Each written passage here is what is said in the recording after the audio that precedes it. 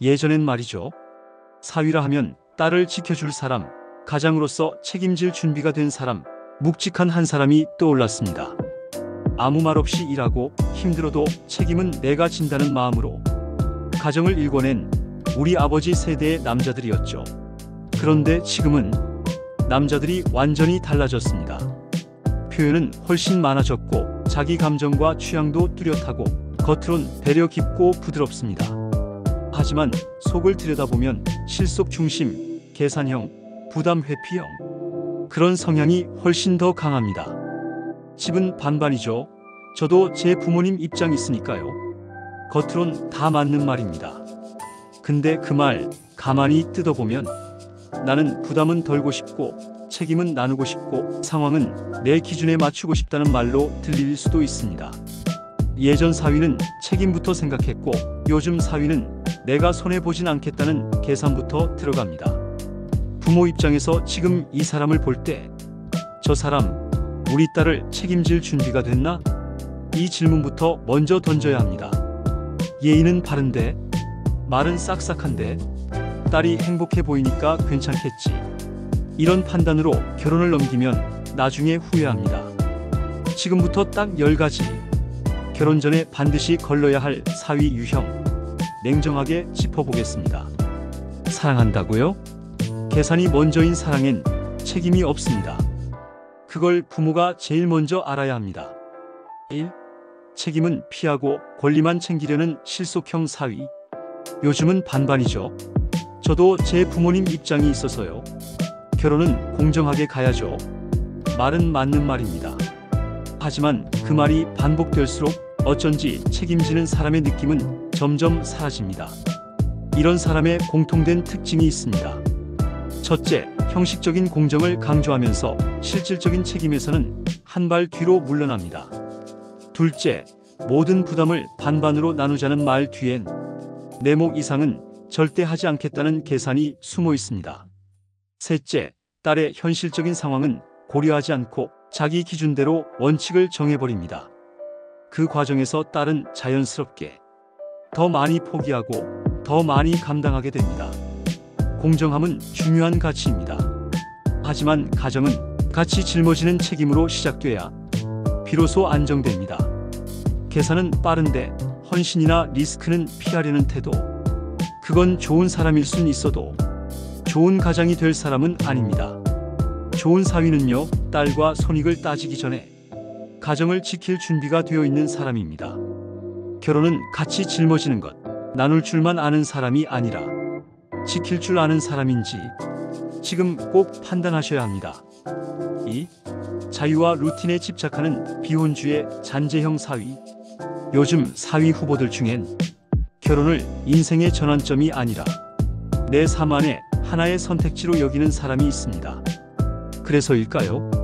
결혼 이야기를 하면서도 자기 루틴, 자기 시간, 자기 공간 이야기를 더 많이 꺼냅니다. 이런 사위의 공통된 특징은 이렇습니다. 첫째, 결혼은 해도 자기 삶은 그대로 유지되어야 한다는 전제가 깔려 있습니다. 퇴근 후엔 혼자 있는 시간이 필요해요. 주말엔 제 루틴이 있어서요. 같은 말이 자주 나옵니다. 둘째, 가족 중심보다 개인 중심 사고가 강합니다. 공동체보다 나 자신, 함께보단 분리된 편안함을 추구하죠. 셋째, 모든 조건은 맞추려 하면서도 정작 삶을 함께 엮는 데엔 거리감을 둡니다. 그 사람에게 결혼은 가정을 꾸리는 게 아니라 혼자 사는 삶의 딸을 일부 포함시키는 정도입니다. 자기 시간이 중요한 건 이해합니다. 하지만 결혼은 혼자의 삶을 유지하면서 할 수 있는 일이 아닙니다. 가장으로서의 책임감이 약하고 공동체 생활에 익숙하지 않은 사람과의 결혼은 딸을 반쪽짜리 동거자로 만들 수 있습니다. 좋은 사위는요, 자기 삶에 아내를 끼워 넣는 사람이 아니라 아내와 함께 새로운 삶을 설계할 줄 아는 사람입니다. 내 루틴 지켜줄 수 있나요? 가 아니라 함께 만들 수 있나요? 를 묻는 사람인지 꼭 확인하세요. 3. 저희끼리 정하겠습니다로 선 긋는 사위. 결혼은 두 사람의 일이지만 한 사람만의 결정으로 흘러가면 그건 가족이 아니라 독립 프로젝트입니다. 요즘 사위 후보들 중엔 부모가 말을 꺼내는 순간 단 한마디로 선을 긋는 사람이 있습니다. 그건 저희끼리 알아서 하겠습니다.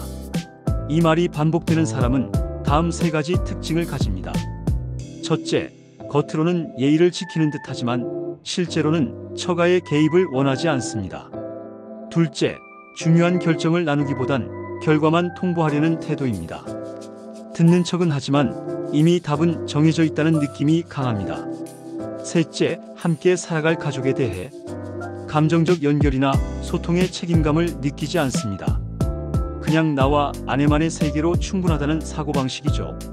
결혼 전부터 대화의 문을 닫는 사람은 결혼 후엔 더 철저하게 닫습니다.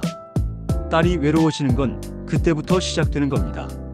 좋은 사위는요, 부모의 말에 귀를 막는 사람이 아니라 함께 고민하고 함께 결정할 줄 아는 사람입니다. 결혼 전에 말문이 막힌다? 그건 시작이 아니라 경고입니다.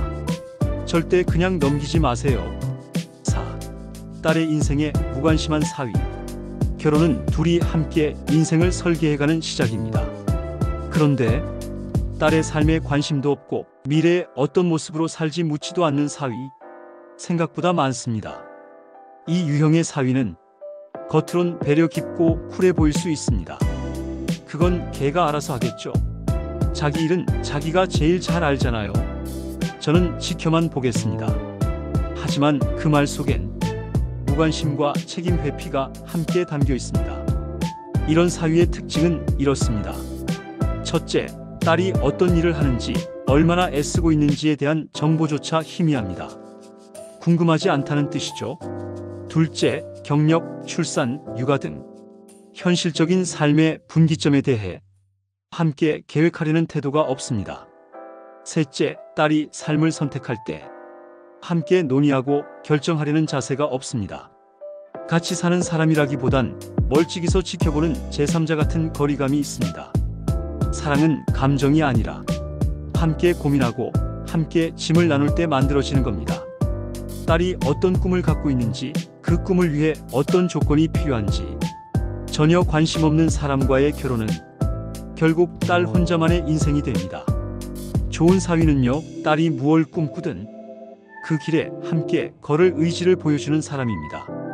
묻지 않고 듣지 않고 지켜보기만 하겠다는 사람은 남편이 아니라 방관자일 수 있습니다. 꼭 기억해 두세요. 딸의 인생을 함께 설계할 생각이 없는 사람은 결혼 후에도 계속 딸을 혼자 걷게 만듭니다. 5. 다정하지만 갈등은 피하는 회피형 사위. 처음엔 참 다정해 보입니다. 표현도 많고 말도 부드럽고 웃음도 자주 짓고, 그런데 정작 갈등이 생기면 연락이 끊기고 결정이 필요할 땐 아무 말이 없습니다. 이 유형의 사위는 사랑은 감정으로 충분하다고 믿습니다. 하지만 문제는 삶은 감정으로만 해결되지 않는다는 데 있습니다. 첫째, 좋은 말은 많이 하지만 불편한 대화는 피하고 미룹니다. 그 얘긴 나중에 하자. 지금은 좀 복잡해서 늘 피하고 흐립니다. 둘째, 갈등이 생기면 바로 벽을 칩니다. 연락을 끊거나 대화를 피하거나 혼자 있고 싶다며 거리를 둡니다. 셋째, 딸이 그 사람의 기분을 먼저 살피게 됩니다. 문제 해결보다 눈치 보기가 먼저 시작되는 관계. 이건 굉장히 피곤하고 위험한 신호입니다. 결혼은 기분 좋을 때만 같이 사는 게 아닙니다. 좋은 사위는요, 힘들 때일수록 말할 줄 아는 사람입니다. 갈등이 생겼을 때 피하지 않고 서툴더라도 끝까지 같이 해결하려는 자세. 그게 가장의 기본입니다. 다정한 말, 따뜻한 표정, 그게 전부는 아닙니다. 결혼은 말보다도 갈등을 어떻게 넘기는가에서 본색이 드러납니다. 갈등이 생겼을 때 사라지는 사람은 결국 딸을 지치게 만듭니다. 6. 결혼을 이벤트처럼 소비하는 쇼인 도형 사위. 결혼 준비를 시작하자마자 예식장, 웨딩 촬영, 드레스, 신혼여행 얘기부터 줄줄이 꺼냅니다. 겉으로 보기엔 열정적이고 적극적이지만 정작 결혼 이후의 삶에 대해선 한마디가 없습니다. 이런 유형의 사위는 결혼을 삶의 전환점이 아니라 자기 인생의 한편의 이벤트로 여깁니다. 첫째, 화려한 부분에는 에너지를 쏟지만 살림, 생활비, 가정 운영에 대해선 관심이 없습니다. 예물은 뭘로 할까? N 반응하지만 혼수는 어떻게 나누지? N은 침묵합니다. 둘째, 부모와의 관계나 양가 조율 같은 현실 문제엔 그건 저희끼리 알아서 하겠습니다라고 피해갑니다. 예의는 있지만 참여할 생각은 없습니다. 셋째, 결혼을 끝이 아닌 시작으로 보는 시선이 없습니다. 사진은 찍지만 계획은 없고 로맨틱은 강조하지만 책임은 비어 있습니다. 결혼이 한 장의 사진처럼 끝난다면 딸 인생은 그 다음부터 외로워지기 시작합니다. 행사엔 열정적이지만 생활에선 무책임한 사람. 그건 배우자가 아니라 관객입니다. 좋은 사위는요, 사진보다 살림을, 프로포즈보다 미래를 이야기할 줄 아는 사람입니다. 결혼식을 끝이 아닌 시작으로 보는 사람인지 지금 반드시 확인하세요. 7. 처가와의 관계를 예의로만 끊는 사위. 인사도 잘하고 말도 예의 바르고 표정도 나쁘지 않습니다. 하지만 대화를 해도 깊이가 없고 식사 자리에 앉아 있어도 눈빛이 머물지 않습니다. 겉으론 공손한데 정이 느껴지지 않는 사람. 그럴 때 부모는 본능적으로 압니다. 아, 이 사람은 선을 긋고 있구나. 이런 사위의 특징은 단순합니다. 첫째, 처가와의 관계를 부담 없이 깔끔하게 유지하고 싶어 합니다. 불편한 건 싫고 책임질 정도의 정은 더 싫습니다. 둘째, 예의를 지키면서도 감정적 교류는 하지 않습니다. 기념일 연락 없음, 근황 공유 없음, 만남은 필요할 때만. 그 외엔 모두 거리두기. 셋째, 결혼은 둘의 문제라고 강조하며 처가는 형식적 존재로만 여깁니다. 그러면서도 공정하게 하자는 말은 자주 합니다. 예의와 정은 다릅니다. 예의는 남도 할 수 있지만 정은 가족만이 줄 수 있는 것입니다. 결혼 전부터 처가와의 감정선을 차단하는 사람은 결혼 후에도 연락은 끊기고 마음은 멀어지고 딸만 중간에서 소모됩니다. 좋은 사위는요, 형식적으로 대하는 사람이 아니라 정서적으로 연결되려는 사람입니다.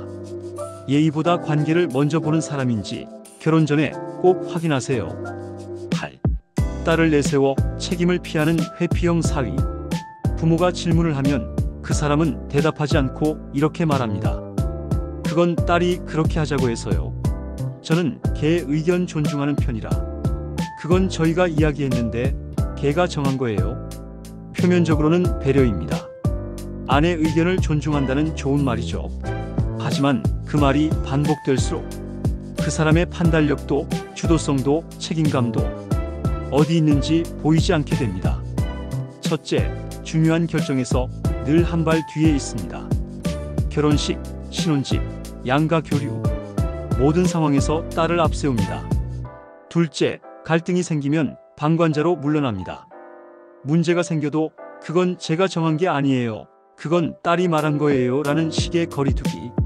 셋째, 겉으로는 이해심 많은 남편이지만 실제로는 책임을 분산시키는 태도입니다.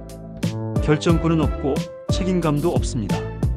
딸이 모든 걸 주도하고 그 사람은 따르기만 하는 사람이라면 그건 함께 사는 게 아니라 딸 혼자 짊어지는 결혼이 됩니다. 그리고 그 짐은 결국 부모의 마음까지 무겁게 만듭니다. 좋은 사위는요, 딸을 앞세우는 사람이 아니라 함께 고민하고 함께 책임지는 사람입니다. 말은 조심스러운데 행동에 주도성이 없다면 그건 배려가 아니라 회피일 수 있습니다. 꼭 짚고 넘어가세요. 9. 말은 공손한데 정이 느껴지지 않는 사위. 처음엔 분명 인사도 잘했고 말도 예의 바르다고 느꼈습니다. 그런데 이상하게 대화를 나눌수록 마음이 멀어지는 느낌. 공손한데 어딘가 차갑고 조심스럽습니다. 이 유형의 사위는 실수하지 않는 것에 집중합니다. 그래서 신뢰는 없지만 정서적인 교류는 전혀 없습니다. 첫째, 말투는 정중하지만 관심과 질문이 없습니다. 아, 네, 그렇군요. 대답은 있는데 연결은 없습니다. 둘째, 대화를 이어가려는 의지가 없습니다. 말을 끊지 않지만 이야기를 이어가려 하지도 않죠. 형식적인 소통만 남습니다. 셋째, 정서적인 온도차가 큽니다. 부모 입장에선 어색한데 예의만 있는 냉랭한 대면 관계처럼 느껴집니다. 예의는 기본입니다. 하지만 가족이 되려면 예의 위에 정이 쌓여야 합니다. 처음부터 거리를 두는 사람은 결혼 후에도 그 거리를 유지합니다. 그리고 그건 딸이 감정적 다리를 놓으며 혼자 애쓰게 되는 관계를 만듭니다. 좋은 사위는요, 조심스러워도 마음을 담아 소통할 줄 아는 사람입니다. 예의는 누구나 배울 수 있지만 정은 숨길 수 없습니다. 그 정이 느껴지는 사람인지 꼭 확인하세요. 10. 지나치게 조심스럽고 계산적인 사위. 처음엔 참 신중해 보였습니다. 실수 없이 말하고 표정도 깔끔하고 예의도 갖추고요. 그런데 시간이 지날수록 느껴졌습니다. 이 사람보다 손익을 먼저 계산하는구나. 이 유형의 사위는 겉으로는 신중하지만 속으로는 내가 손해보면 안 된다는 계산이 선명합니다. 첫째, 결정할 때 나에게 어떤 손해가 있을까부터 따집니다. 집, 예단, 명절, 처가. 모든 문제를 감정이 아닌 조건으로 접근합니다. 둘째, 애매한 말로 중심을 피하려 합니다.